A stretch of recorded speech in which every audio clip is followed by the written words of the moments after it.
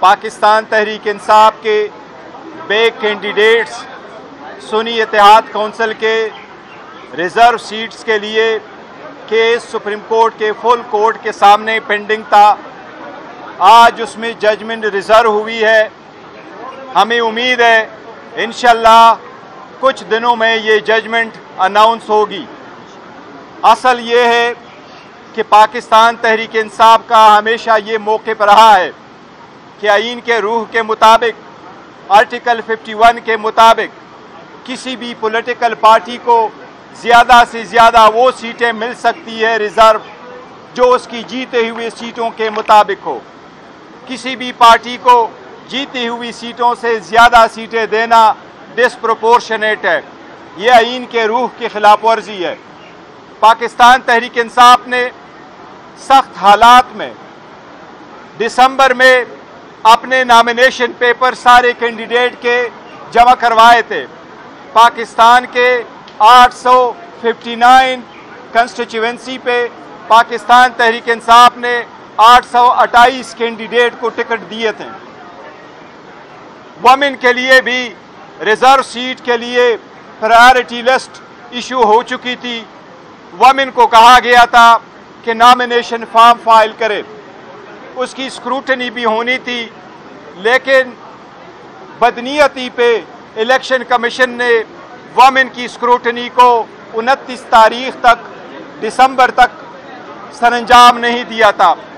Instead election commission ने 29 तारीख को एक नोटिफिकेशन इशू किया कि रिजर्व सीटों के लिए चाहे वो वमेन हो चाहे वो नॉन मुस्लिम हो, पाकिस्तान तहरीक इंसाफ के इनकी स्क्रूटनी हम 13 जनवरी को करेंगे। और 13 जनवरी वो डेट थी जिसको निशान अलाट होने थे। 13 जनवरी सुप्रीम कोर्ट का डिसीजन रात 11 बजे आया था, लेकिन इलेक्शन कमीशन ने उससे पहले लोगों को आज़ाद कैंडिडेट के निशानात अलाट कर दिए थे। आज कहा जाता है कि सुन्नी इत्तेहाद ने कोई सीट जीती है या नहीं। सुन्नी इत्तेहाद कौंसिल का चेयरमैन हामिद रजा साहब मेरे साथ खड़े हैं। इनके नॉमिनेशन पेपर पे भी सुन्नी इत्तेहाद कौंसिल लिखा हुआ था, सर्टिफिकेट इसका जमा हुआ था, लेकिन जब उनको पता था ये भी पाकिस्तान तहरीक इंसाफ के साथ अलायंस पर है तो अन पर्पस बदनीयती पे इसको भी आज़ाद कैंडिडेट का निशान अलाट कर दिया था। जब ये सीटें आई, इलेक्शन कमीशन के कानून के मुताबिक, रूल्स के मुताबिक, आर्टिकल 51 के मुताबिक आज़ाद इलेक्शन ऑफ निशानात पे जब हम सीटें जीत के आए तो KPK से 91 MPs, नेशनल असम्बली के 85 MNs, पंजाब असम्बली के 107 MPA, सिंध असम्बली के 9 MPA ने विद इन 3 दिन के अंदर जो आइन की रिक्वायरमेंट है उन्होंने सुन्नी इत्तेहाद कौंसिल को ज्वाइन किया।